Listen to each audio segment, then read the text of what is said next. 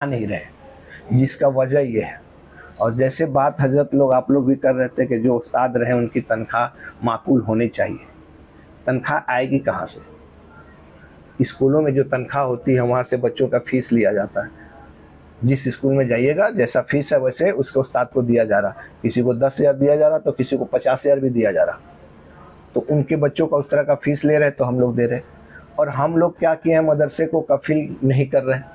तो पहले ज़रूरत है कि मदरसे को कफील करें, कि जब मदरसे के पास फंड आएगा। और आज के डेट में आप लोग भी देख रहे हैं कि चंदा लेना कितना बड़ा काम है किसी से, हैं? एक जिहाद के तौर पे है कि आप किसी के पास जा रहे हैं जिनके पास अल्लाह ताला ने उतना नवाजा है, तो पहुंचने से पहले उनके 10 तरह उनके ख्याल उनके दिमाग में आ जा रहा है। और वो लोग किस नजरिए से है कि देख रहे हैं हम लोग को। तरह से भाई जी जवाब यही है कि तालीमी निज़ाम को, तालीमी सिस्टम को अगर बेहतर बनाते हैं तो मैं समझता हूँ कि फंड भी हमारा मजबूत हो सकता है। पहले वो सवाल पूरा कर तो वो उसके बाद बोल रहे हजरत के फंड का लेके जो हम लोग बोल रहे तालीम तो मुकम्मल हो जाए। जी, हम जब अगर हिफ्ज का पढ़ाई करा रहे हैं, चाहे नाज़रीन में आला का पढ़ाई करें, मौलवी का पढ़ाई करें, उसका इत्माम तक कि इसको बच्चे को हमको कहाँ ले जाना है। और इसके साथ साथ एक बहुत अहम ज़रूरत हो गया आज का डेट में कि हम लोगों को टेक्निकल कुछ चीज़ बच्चों को देना बहुत ज़रूरी हो गया। आज हमारे मदरसे के बच्चे जो हिफ्ज कर रहे हैं, चाहे दर्स निजामिया का पढ़ाई कर रहे हैं, इनको कम से कम कुछ भी एक ऐसा एजुकेशन, एक सा कुछ हम लोग को देना चाहिए जो अगर इसको वो छोड़ दे रहे हैं तो भी कहीं ज़िंदगी बसर कर ले, 25-30 हज़ार रुपया महीना भी वो कमा सके। हम लोग का क्या हो रहा है कि हम देख रहे हैं अपने मदरसे के बच्चों को, लोग हम देख रहे हैं कि कोई छोड़ दिया तो कहीं जाके पेंटिंग का काम कर रहा, तो कोई मजदूरी कर रहा, तो कुछ कर रहा, तो कुछ कर रहा। हिफ्ज होने के बाद भी कर रहा है, छोड़ देने के बाद भी कर रहा है। तो हम लोग क्या ना एकदम उसको मिशन के तौर पे हम लोग काम नहीं कर रहे हैं। तो जो टेक्निकल इंस्टीट्यूट है या जो स्कूल है उससे आप लोग टाई अप कर सकते हैं। हाँ, वही बोल रहे हैं कि जब तक ये आप लोग यहाँ जितने हजरत लोग हैं, कंप्यूटर का डिपार्टमेंट होता है जी, कंप्यूटर में बहुत सारे कोर्सेज अगर उसको करा दिया जाए जी, प्रोफेशनली तरीके से बच्चा जो है उसके बेस पर। अच्छा, सबसे पहला सवाल ये है कि मदरसे में जो है अरबी की तालीम दी जाती है और आपने कहा कि यहाँ का मकसद होता है कि हाफिज जो बनते हैं, आलिम बनते हैं, मौलाना बनते हैं। तो ये है कि ये यहाँ पे अरबी जो है अरबी में पढ़ाई जाती है। और अरबी दुनिया की कहा जाए कि एक यूनिवर्सल लैंग्वेज है कि जहाँ पे लोग इंडिया में हो या अमेरिका में हो या दुबई में है, जब नमाज़ पढ़ते हैं तो ये अरबी में पढ़ते हैं और अरबी सबको जोड़ देता है। ये एक अरबी की सबसे बड़ी खसूसियत है। लेकिन मदरसों में हम देखते हैं कि अब ये नहीं कहेंगे छोटे मदरसे बड़े मदरसे, कि जब यहाँ पे अरबी पढ़ाई जा रही है और अरबी की तालीम दी जा रही है, मदरसा मतलब अरबी, लेकिन बच्चे अरबी में बात नहीं करते हैं। ये मीडियम जो इंग्लिश मीडियम है तो बच्चे इंग्लिश में बात करते हैं। वो ऐसा नहीं कि एक क्लास में बात करे, 4-5, कोई जाके 5 क्लास में बात करता, कोई 8 क्लास में बात करता, लेकिन बात करने लगता है। जब बात नहीं करता उसको फाइन भी लगा। लेकिन मदरसे में बच्चे तो यहाँ मीडियम क्या है, बच्चे मदरसे में हो क्या अगर अरबी बोलते हैं तो ये अरबी बोलने के बिना पे लैंग्वेज ज़बान जानने की वजह से उनको गल्फ में बहुत सारे अपॉर्चुनिटीज़ और भी कहीं इनको नौकरी मिल सकता है, तर्जुमा का, ट्रांसलेटर का। तो इसके बारे में तो हजरत थोड़ा सा जानना था। ये आपने जो सवाल उठाया है जी, ये सवाल इससे पहले भी बहुत सारे लोगों की तरफ से, अवाम की तरफ से भी, उलमा की तरफ से भी, ठीक है, और जो असली तालीम याफ्ता लोग हैं, डॉक्टर, इंजीनियर, प्रोफेसर, उन लोगों की तरफ से भी ये सवालात उठाए गए हैं कि एक बच्चा 8 साल या 10 साल या 12 साल अरबी तालीम हासिल कर रहा है, जी, फिर भी वो अरबी ज़बान में गुफ्तगू नहीं कर सकता है। जी। तो सिंपल सी बात है, अगर एक लफ्ज़ों में जवाब देंगे तो वो यही जवाब है कि भाई तालीम में कमी है, तालीम में नक्स है। यानी उससे बोलचाल की बात पे हाँ, वही बता रहे हैं कि एक बच्चा 8 साल पढ़ रहा है मदरसे में, 10 साल पढ़ रहा है, हालांकि स्कूल में वही बच्चा 5 साल पढ़ रहा है, 6 साल पढ़ रहा है इंग्लिश मीडियम में, ठीक है, तो वो इंग्लिश में बात करने लगता है, ठीक है। लेकिन वही बच्चा जब मदरसे में पढ़ता है, ठीक है, 5 साल, 6 साल, 7 साल, 8 साल, 10 साल, यहाँ तक कि आलिम भी बन गया, फाजिल भी बन गया, मुफ्ती भी बन गया, फिर भी वो अरबी में बात नहीं कर सकता है। ठीक है। उसका वजह है कि हजरत उसकी वजह वही बता रहा हूँ, उसकी वजह यही है, उसकी वजह यह है कि तालीम को उस हसासियत के साथ नहीं लिया जा रहा है, ठीक है।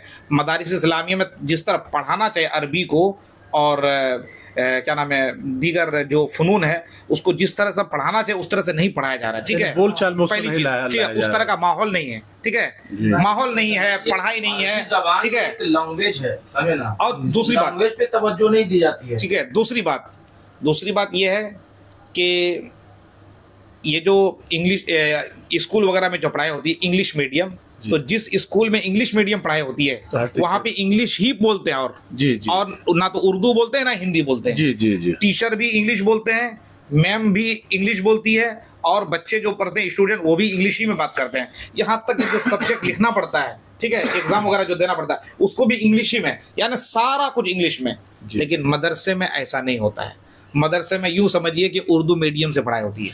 तो हजरत ये मदरसे में क्या हजरत, जी जी, मदरसे में गोया कि उर्दू मीडियम से पढ़ाई होती है, लेकिन आप उर्दू में उस असातिज़ा पढ़ा रहे हैं, उर्दू में जो है बच्चे पढ़ रहे हैं, उर्दू में एग्जाम में लिख रहे हैं, सारा कुछ तो उर्दू में हो रहा है। मैं ये बोल रहा हूँ कि अगर तो इसलिए जो है इनकी अरबी जो है मजबूत नहीं हो पाती है। कोई मदरसे में बच्चा अगर आते तो कम से कम 4 साल 5 साल तो रहते ही होंगे, कम से कम।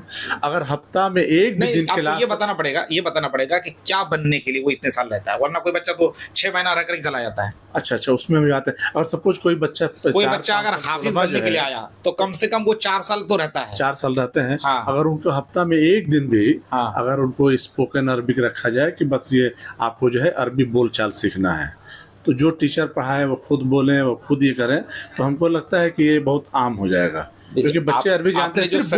आपने जो सजेशन दिया ना, अच्छा सजेशन है ये, ठीक है। पार्ट टाइम में इसको किया जा सकता है, पार्ट टाइम में जिस तरह से इंग्लिश लैंग्वेज की जो मांग है, जो डिमांड है, जैसे मैं बता रहा हूँ हजरत के यहाँ पे कोलकाता में जो है रामकृष्ण मिशन इंस्टीट्यूट है, यहाँ पे 13 ज़बान सिखाए जाते हैं, 13 लैंग्वेजेज। वहाँ पे अरबी भी सिखाया जाता है। यहाँ तक कि मैं भी जब सीखने गया तो वहाँ पे 34 लोग थे, जिसमें करीब 18 गैर मुस्लिम थे। सोचे तो मैं तो एज ए मुस्लिम मुझे अरबी अली बता ससा आता था, उनको कुछ भी नहीं आता था। वो मैम सर बोलते थे कि आप बैलून की तरह बनाओ, वो लोग भी 1 साल बाद बोलने लगे। और अल्हम्दुलिल्लाह हमको क्या हो कि हम लोग 2 महीने बाद जो है तो बोलना शुरू कर दिए। तो ये समझ में आया कि ये कितना ज़रूरी चीज़ है। खैरियत तो बात हुई। और हजरत दूसरा बात आप कर रहे थे कि मतलब ये जो सवाल कीजिए जी, आप जवाब दीजिए ना भाई जी, कि जो भी जवाब देना, हाँ जो भी कि जो बच्चे जो है मतलब ये जी जी, जो बच्चे जो हिफ्स कर रहे हैं, तो ऐसा होता है कि मतलब उनका हिफ्स कंप्लीट नहीं है, और आपने कहा कि ऊपर कंप्लीट हो जाने के बाद दस्तारबंदी हो जाना चाहिए।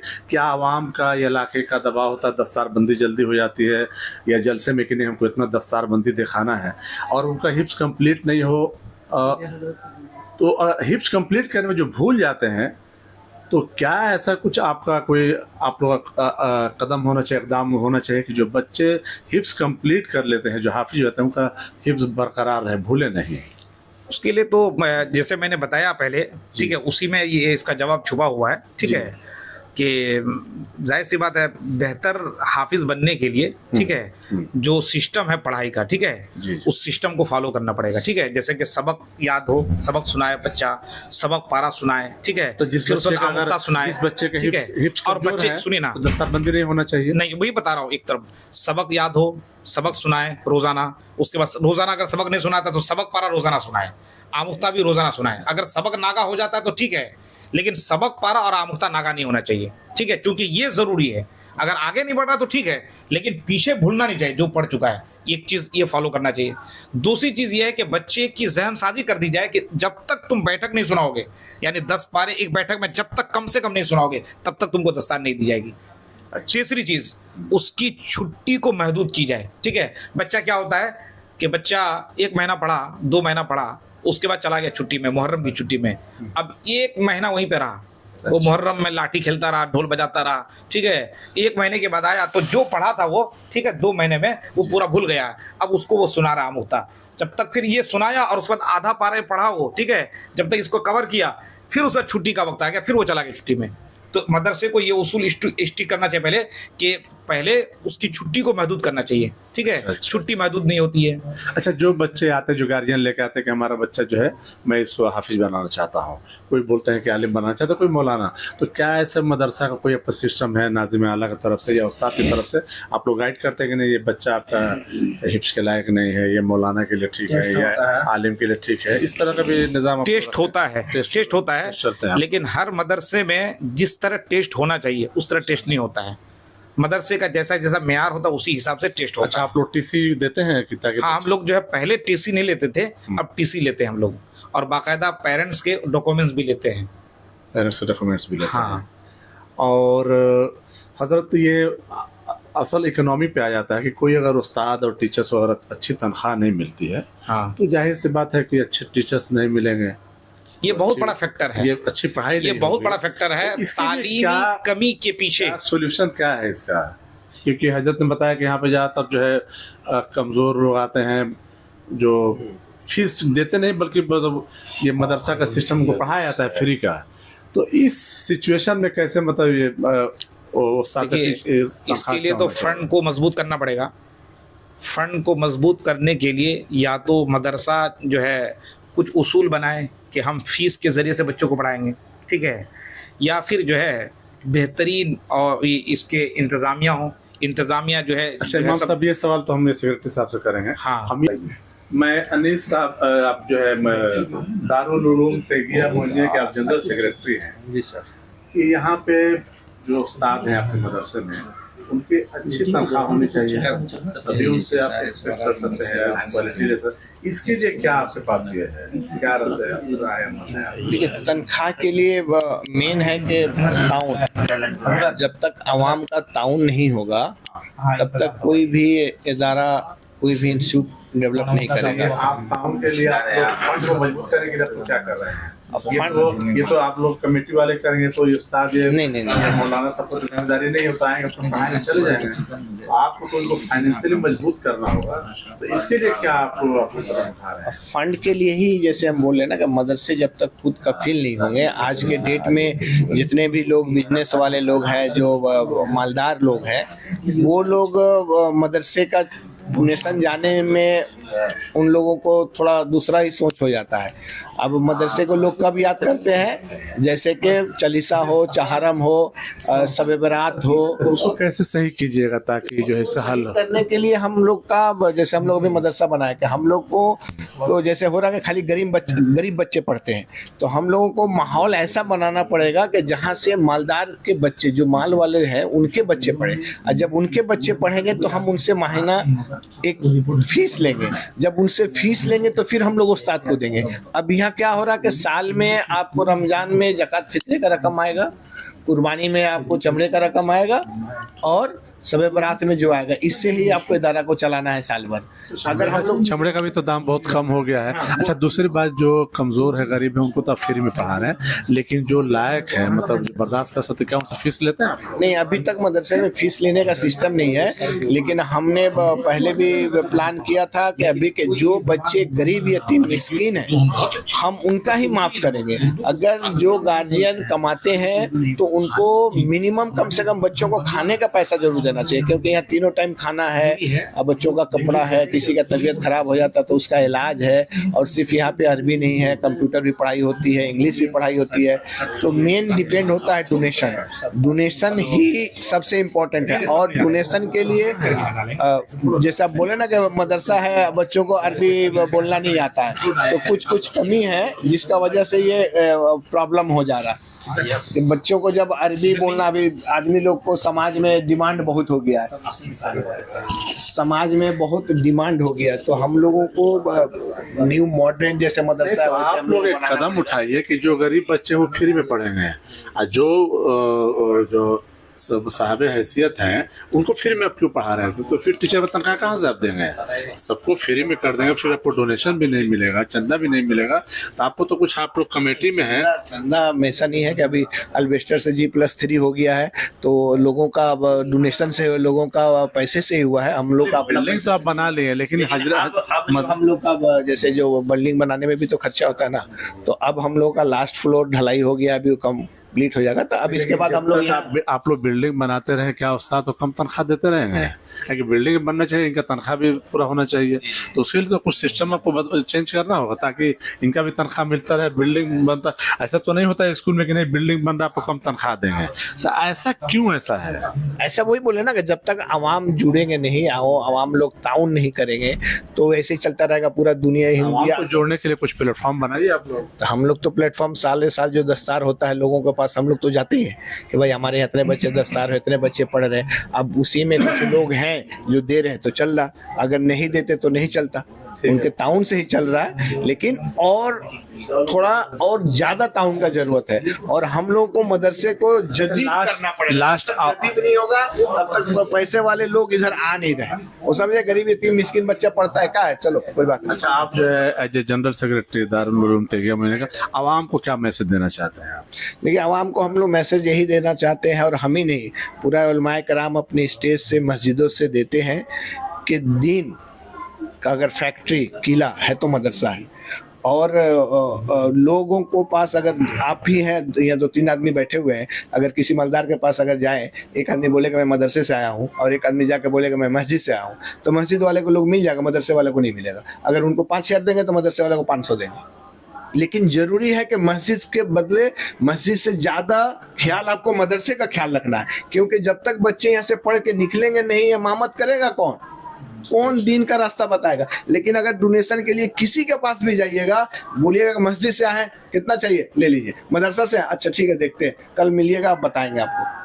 तो ये जो डिफरेंस पैदा हो गया है कि वो अल्लाह का घर है, वहां ज्यादा देंगे तो वहां ज्यादा सवाब मिलेगा, यहाँ चलता है, कोई बात नहीं। ये जो ये जो थॉट, ये जो सोच आदमी के जहन में आ गया, लेकिन मस्जिद मदरसों को तकलीफ उठाना पड़ रहा है।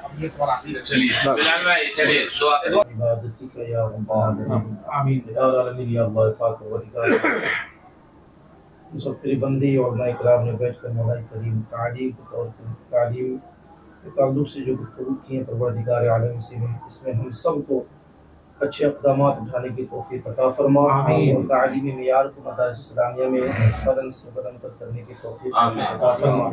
या अल्लाह, परवरदिगार आलम ख़ुसूस जनाब फसी साहब और उनके औलादों घरवालों को सबको सेहत व आफ़ियत और फरमा। मौला करीम जो भी मर्ज़ लाहिक़ हो तो उन्हें शिफ़ा कामिल व आजिल अता फरमा। हम सब के औलादों घरवालों ख़ुश व क़ारिब अहले ख़ानदान सबको सेहत व आफ़ियत और तंदुरुस्ती अता फरमा। आमीन। मौला करीम इस महफ़िल को अपनी बारगाह में शफ़ी कबूल अता फरमा, और इसमें जो कुछ भी गुफ्तगू की गई मौला करीम जो मुफ़ीद गुफ्तगू मौला करीम उसके बड़ी कारनामे की तौफ़ीक़ से नसीब फरमा। आमीन। व सल्लल्लाहु तआला अलैहि व सल्लम।